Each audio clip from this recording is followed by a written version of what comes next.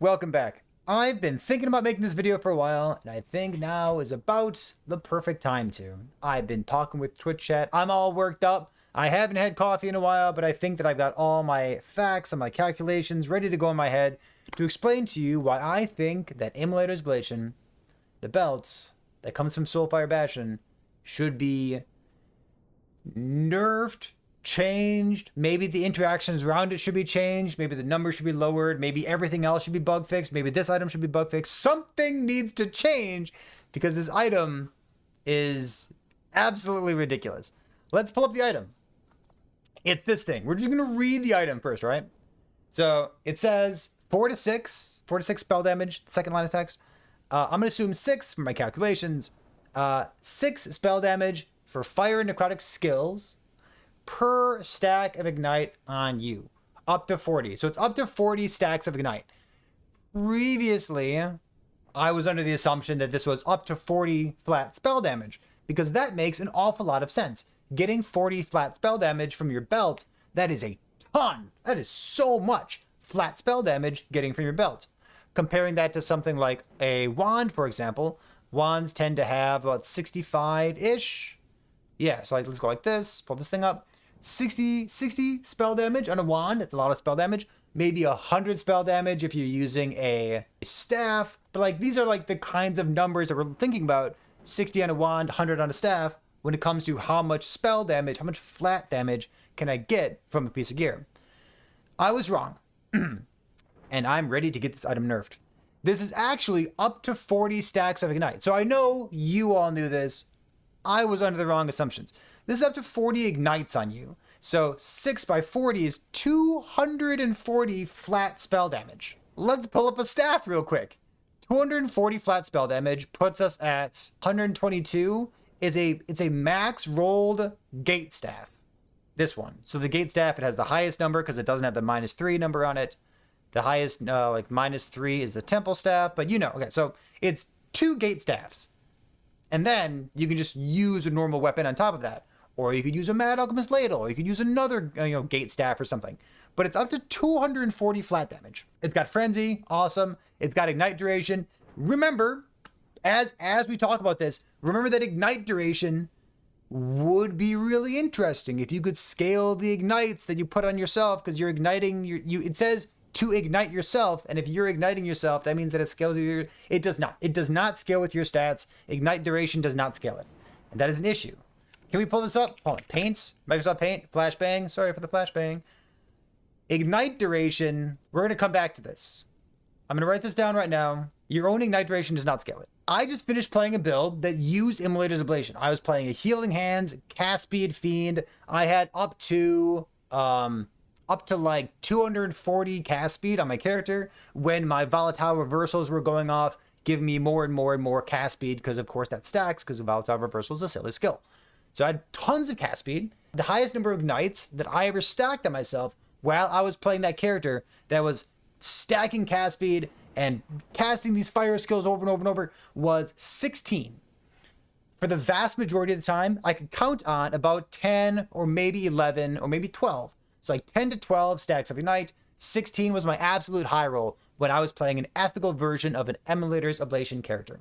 So now we're going to talk about the thing that I think needs to be addressed. And you could say nerfed, you could say changed, you could say they could bug fix the rest of the game, or they could bug fix this one particular thing, they could bug fix around it, they could nerf around it, they could just nerf this one interaction. So Immolator's Oblation, it's you can get 40 stacks of ignite on yourself in 2 ways. One is incredibly niche, but you can do it. One is incredibly common, and it's the solely fucking build that people play on Warlock.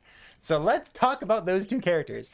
On a Warlock, or I guess on anyone, you could take a 2-handed axe. This axe drops from Soulfire Bastion, of course, because it has synergy with the belt that also drops in Soulfire Bastion, and that is the Pyre of Affliction.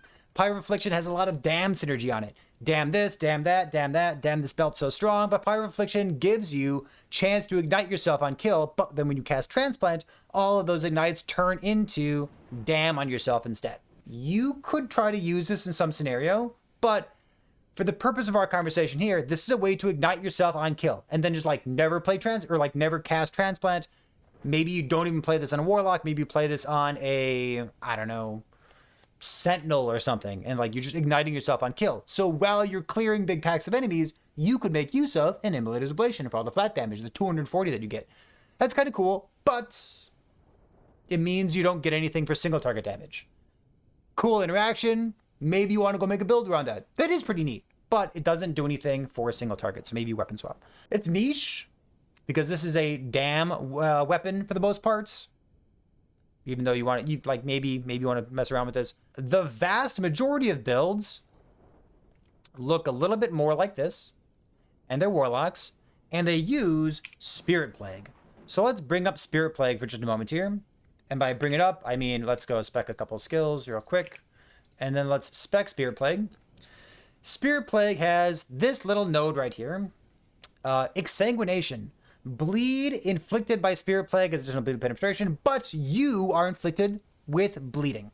So we're going to spec this node right here, and every single time that I cast Spirit Plague on an enemy, I'm going to put bleed stacks on myself as well. So remember this. Remember how Immolator's Oblation, the ignites applied by Immolator's Oblation, do not scale with your own stats? So I guess the bleeds do or something. So if you bleed yourself, we're going to put self-bleed up here because I'm going to talk more self-bleed stuff in the future. If you bleed yourself and you use Malin's Hubris, all those bleeds that you put on yourself, they get converted into ignites on yourself, which of course allows this to be like the 99% abuse case for Immolator's Oblation. This is what warlocks do. They use the Immolator's Oblation, they use Spirit Plague, they spec the Exsanguination node, and then they do this. They just get they use Malin's Hubris to convert Spirit Plague to ignite on themselves, and then they just go buck wild, which is of course totally insane. You get an extra 240 flat damage by doing this. Lich can do this well. Yeah, sure, Lich can do this too. But when looking at the ladder, this is vastly more common for warlocks right now in terms of meta stuff. Ignite duration. We're going to put a frowny face next to this. Self-bleed. I'm going to put consistency next to this. Let's continue rambling, and we're going to talk more about self-bleed right now. You might be looking at this and saying, wait a minute. I can put bleeds on myself, and then I can convert those bleeds to ignite, and then I could use this belt? That'd be really cool and interesting, wouldn't it? And that would be cool. So let's talk about all the ways in the game that you can bleed yourself. This is weird out of context. Let's talk about Bleeding Heart. Oh man, what a cool item. When I was new to the game, people told me that Bleeding Heart was only used on rogues because rogues don't have any spells. It turns out this is an extraordinarily generic item. Hope it gets nerfed someday, but that's beside the point. So this item says you are inflicted with bleed when you cast a spell. Oh, what if I use this along with Malin's Hubris so that I can convert the bleeds to... It doesn't work. It doesn't do anything. The issue that we're getting to is that we have one use case where bleed gets converted into ignite, and we have all these other conversions over here, right? We have a conversion over here, we got conversion over here, we got conversion over here, we got convert. So we have all these other conversions, but there's one right here with Spirit Plague, and it actually works. This one doesn't work, this one doesn't work, this one doesn't work, this one doesn't work. Harvest? Yeah, Harvest doesn't work. Harvest, you can, okay. Harvest, you can apply bleeds to yourself with Harvest. This obviously does not work. Bloody Nib is a great one. It'd be so interesting if you could use Bloody Nib on a Shatter Strike character. Bloody Nib says you're inflicted with bleed when you hit an enemy with a Shatter Strike. Imagine, what if you could do this? Oh, and then you could use Immolators, and you're asking yourself, like, wait a minute, Immolators give spell damage, but then you play Shatter Strike, and then you take the spell nodes and Shatter Strike, so you could play Spell Shatter Strike using Immolator's Oblation and Bloody Nib, and that'd be so interesting. That's a completely new build that, like, I've literally mentioned this. I've taken the people out there who play nothing but Shatter Strike. Like, they've been playing the same build for 3 years. I'm like, would you be interested in this? And they're like, yeah, that sounds cool as hell. This, obviously, does not work with Malin's Hubris. What else? Transplant? Oh, Transplant obviously does not work. Transplant has a chance, 100% chance to like inflict a bleed on you as well. We can take a look at the plant's Transplant skill tree. Bleed chance on self, 100% here. This obviously does not convert with Malin's Hubris into ignite on yourself. So you have all these ways that you could use Immolator's Oblation, use Bleeding Heart, use these other sources of self-bleed. There's a Penance node in Paladin passive. That's a really good one as well. And like these should work with Malin's Hubris. So here's something that I'm very nervous about. The thing that I'm nervous about is I'm currently under the impression that, okay, pause. Spirit Plague, Malin's Hubris, Immolator's Oblation is really stupid and shouldn't be in the game. Really dumb, complete outlier, way too much damage, way too little effort. I hate it. Pause. You with me? I'm currently under the assumption, I think, that all those sources of self-bleed, including the most ubiquitous one, Bleeding Hearts, I think they're supposed to work with Malin's Hubris. I think they're supposed to convert to Ignite, and I think they're supposed to work with Immolator's Oblation.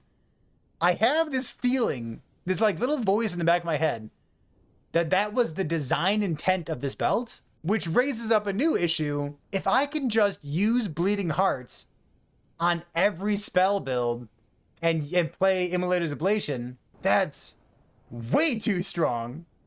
That's really stupid, isn't it? Holy moly, that's really strong, isn't it? I think the intent is that this works, and that's a really bad idea. It really should not work. It currently doesn't work, of course, but like, I think it was supposed to work, and also that's plus 200 damage, 200 flat damage for all of your fire spells, which is absolutely ridiculous. The Ignite duration, not scaling the ignites on yourself, this would be interesting. This would be real. What if you built Ignite duration and all of a sudden you get like 30, like 20, and then you get 30, and then you get 40 as your gear stacks up and up and up. But like you have this item that says it gets 40 up to 40 stacks, but it's never like, oh man, I've got 10 stacks now, but if I really work really hard and I go to college and I get a good job, maybe I get 20 stacks and then I'll get a promotion, then I get 30 stacks. It's not like that. It's pure nepotism. It's every single build gets 10 stacks, except for Spirit Plague, because it interacts with Malin's Hubris. Because either Malin's Hubris plus Spirit Plague is bugged, which if you told me that's true, I would believe it, because it's a huge outlier.